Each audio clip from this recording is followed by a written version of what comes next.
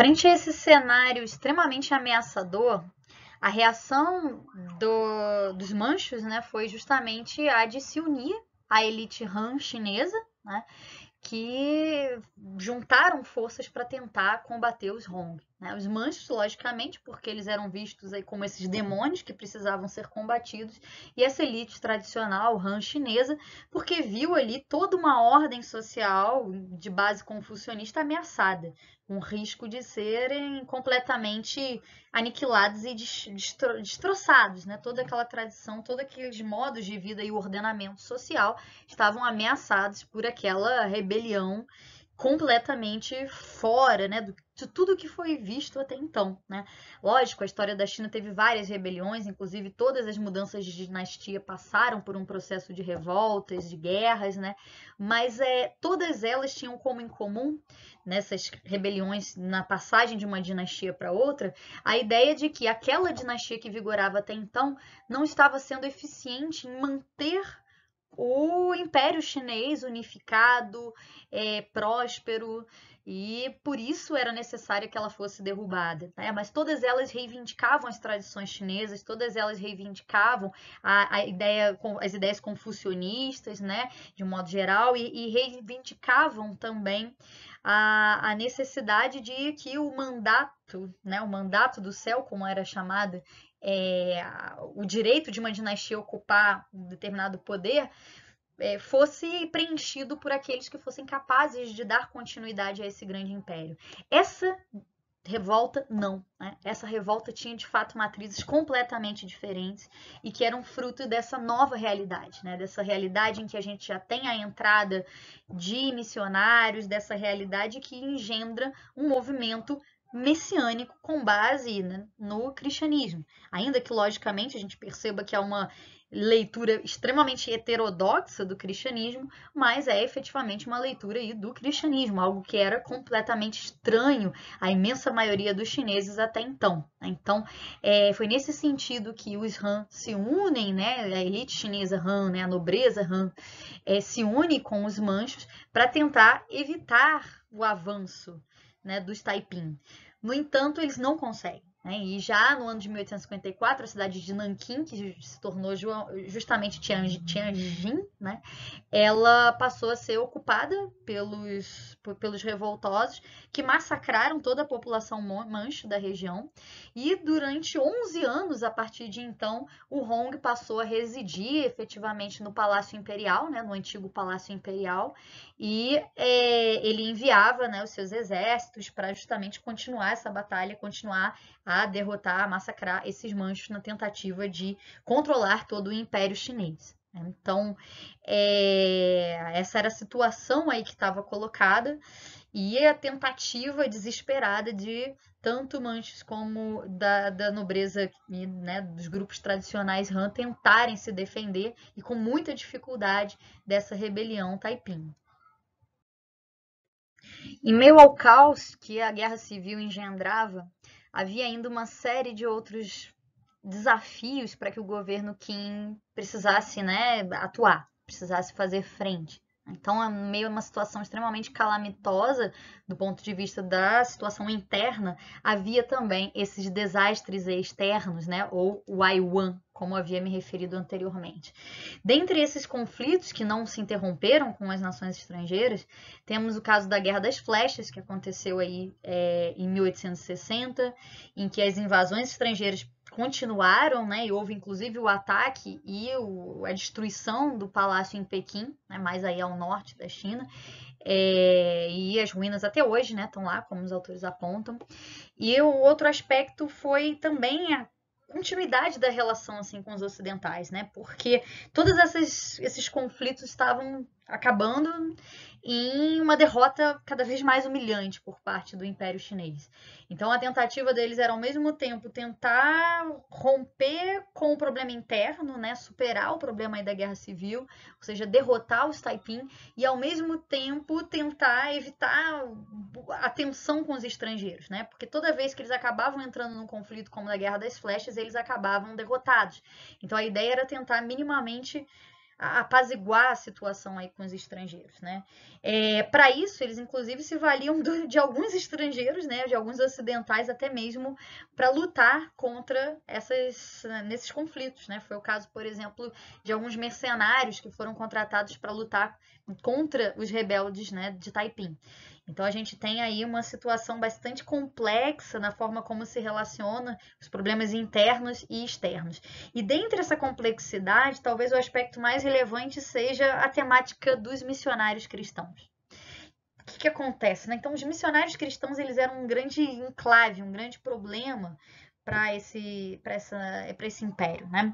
Porque, por um lado, os missionários cristãos que vinham para a China, eles tinham carta branca para fazer o que quisessem, em função justamente daquela lei da extraterritorialidade, né? Que eu havia falado com vocês, que foi uma das conclusões do Tratado de Nanquim, né? Eles poderiam atuar livremente e o Império Chinês, até para evitar também conflitos com o Ocidente, deixava eles atuarem livremente, né?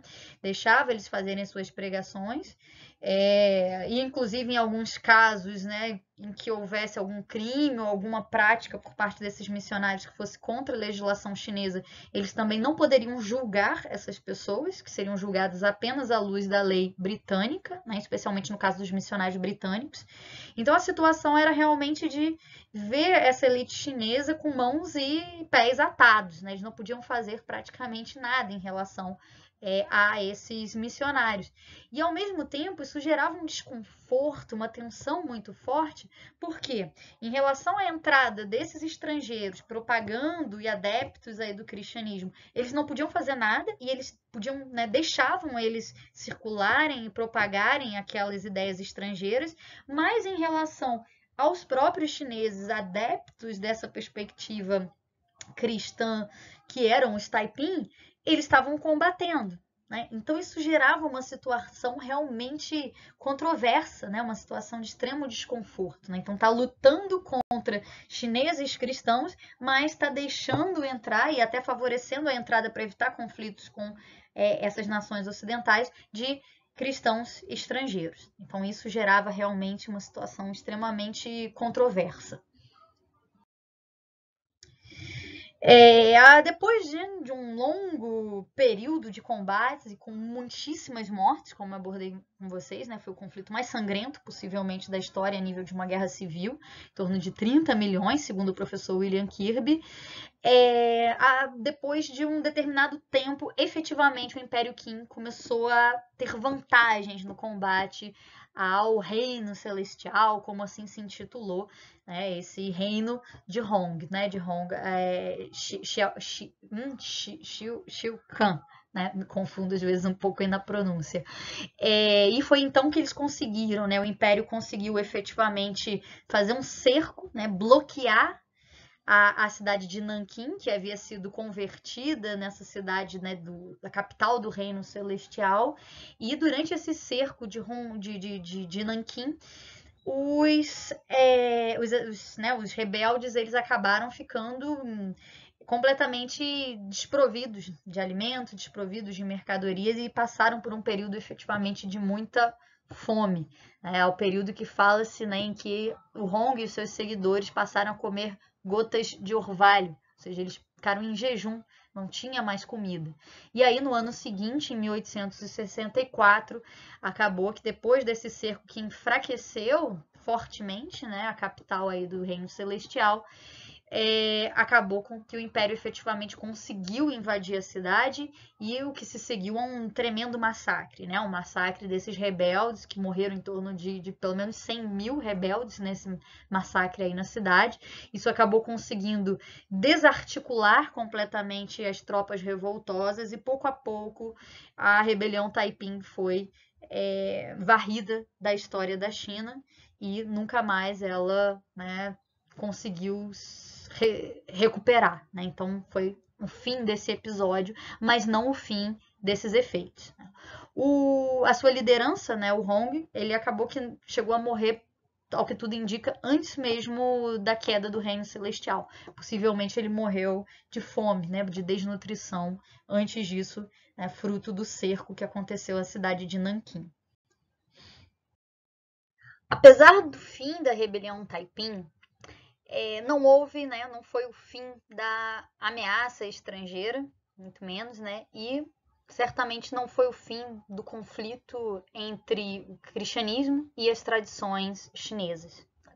Cada vez mais, na verdade, o cristianismo foi sendo visto como um grande problema em meio à China. Na verdade, a própria revolta Taiping criou uma sensação de que o cristianismo era uma força disruptiva muito perigosa e muito problemática, que poderia gerar uma série de distúrbios e problemas à realidade local. Então, cada vez foi surgindo e crescendo um sentimento anticristão. E um dos episódios marcantes nesse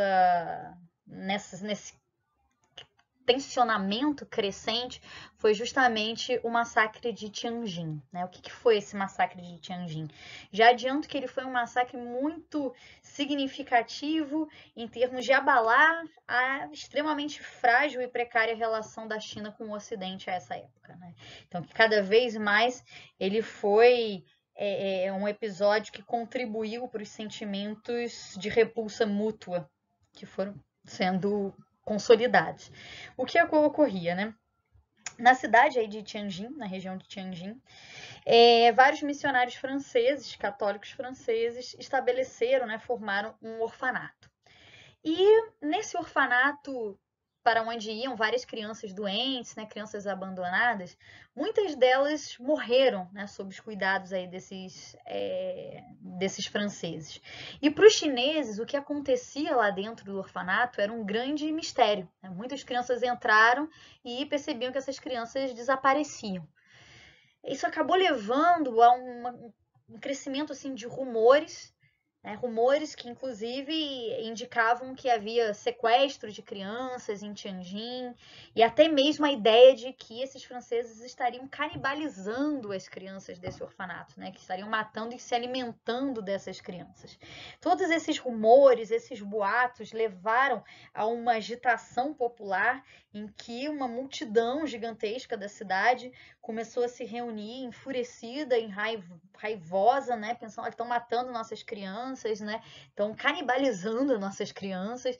E essa multidão foi justamente se revoltar e protestar frente a esse consulado, né? Ao consulado, desculpa, em frente a esse orfanato. No meio desse conflito, o cônsul francês foi para frente dessa multidão e atirou para dispersar essas pessoas, né? Deu um tiro. Ao invés dele conseguir com isso dispersar, ele na verdade ele acirrou mais ainda os ânimos, deixou essa multidão mais furiosa, que partiu para cima dele e linchou esse cônsul, né? Ele foi linchado e o consulado também foi queimado, o orfanato foi queimado, a igreja, vários padres, várias freiras foram mortos, inclusive alguns queimados vivos. Então foi assim uma tragédia tremenda e que repercutiu fortemente no mundo ocidental. Segue aqui, né, um quadro, inclusive, que busca representar justamente isso, né? Então, essa invasão aí do orfanato, o assassinato aí dos padres e das freiras que estavam nesse orfanato e como que isso foi gerando cada vez mais um tensionamento mútuo, né? Uma situação realmente bastante problemática.